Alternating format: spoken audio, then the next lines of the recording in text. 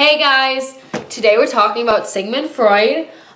Sigmund Freud is one of my favorite psychologists. He has contributed so many theories, perspectives about psychology, and I'm just so happy to spend a whole video talking about just Sigmund Freud. He had a very interesting life. He studied neurology, psychology, psychotherapy, and psychoanalysis. He was born in 1856 in Austria-Hungary and died in 1939. He was 83 when he died, so he lived a very long life. Very intelligent man, respected, studied at the University of Vienna, and his birthday is on May 6th, so he just had a birthday, so RIP Sigmund Freud. I hope you're watching because this video is dedicated to you. A big thing that Freud focused on was our dreams. He thought dreams had a lot to do with insight on our unconscious. For example, wish fulfillment, which was a thing that he put a lot of effort into, which he thought dreams provide a psychotic safety valve by expressing otherwise unaccepted feelings through our dreams.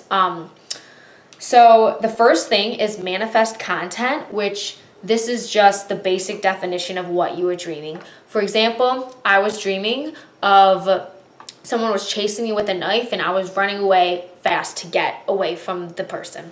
And then the latent content of that is it just takes my dream and interprets it in a way to give insight. So my dream, I was running away from this big creature with a knife, which could give me insight that something in my future is coming and I'm trying to run away from it. Manifest content and latent content both give you insight on your unconscious and what you're feeling through dreams.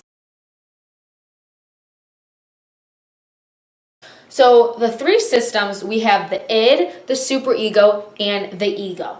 And these all interact with each other unconsciously and consciously. So the first one, our id, it strives to satisfy all the needs and desires that we want when we want them. So this operates on the pleasure principle, and all these sexual and aggressive conflicts that we have and drives, this is where the id comes into play a lot of the time. The next is the superego, which this is totally different. So it represents internalized beliefs and provides standards for judgments and future events. So it strives for perfections, and it tells us how we ought to behave in normal life.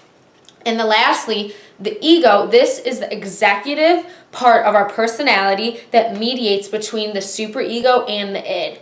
And this is mostly consciously, and it partly consciously has all of our perceptions, thoughts, judgments, memories. So you have your superego on one shoulder, your id on your other shoulder, and then your ego in the center.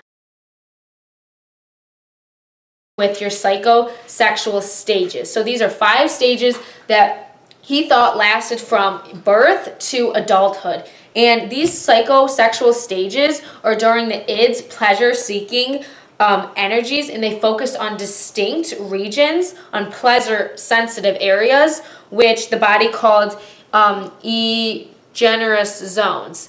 And these zones of the body have developed, and this is where these stages come from. So the first stage is the oral stage, and this is from about birth until 1 year. And it focuses on the mouth area, so you're chewing, all the babbling stages, the teeth growing in. And if you become fixated in this stage, it can lead to passive, immature, manipulative personalities, which he thought that might occur. And the next stage is the anal stage, which is about from 1 year old to 3 years old. And this focuses on bowel and bladder elimination. So it copes with demanding with control as these bladder develop, and you have to become potty trained, that kind of stuff.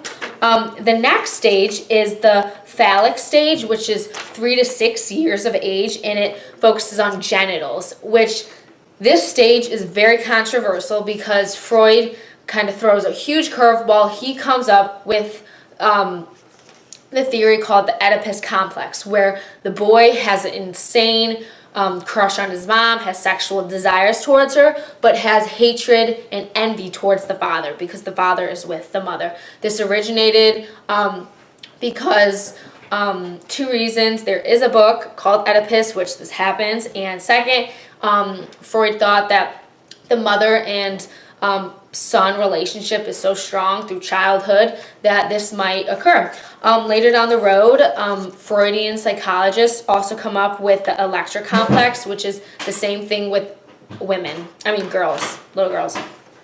The next stage is the latency stage, which this is 6, going through puberty. It focuses on dormant sexual feelings. If fixated in this stage, sexual unfulfillment can occur in this stage. The last stage is the genital stage, which is from puberty onward. This is like the mature of the sexual feelings and interests towards other people, and that kind of stuff. Defense mechanisms are a very big part of the personality in Freud's ideology. Defense mechanisms are tactics that reduce or redirect any anxiety-producing thoughts which distort reality. So the ego takes all of these thoughts and puts them toward defense mechanisms. The first one is repression, which this is the most important one in all, because this is taking any thoughts or any anxiety-producing wishes and putting them into the unconscious. So this is very big because as a child, you have any memories, you take them, you put them in the unconscious if they're very anxiety-producing. The next, regression. This is to retreat to earlier infantile stages of development. So the first day of school, you go in and you're nervous, so you suck your thumb. That's when you were a 2-year-old, you do that. So it's very regression-like.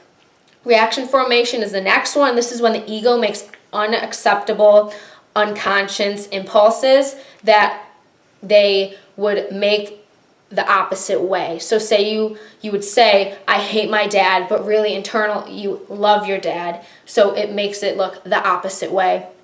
Projection, this is which it discusses threatening impulses by attributing them to what others would say. So if you would say, he doesn't trust me, which actually means I don't trust myself, or he doesn't trust me. So it projects what you're feeling in differently. Displacement, which it diverts sexual or aggressive impulses towards an object or person that is physically more acceptable than the one that aroused the feeling. So you're upset over a test, you would maybe snap at a friend the next day or later that day. Sublimation is it transforms unacceptable impulses into socially valued motivations. Denial, protects the persons from real events that are painful to accept. So that's very important, and rejects the facts. So all of these are very important to the ego, which takes all these feelings and puts them towards something else.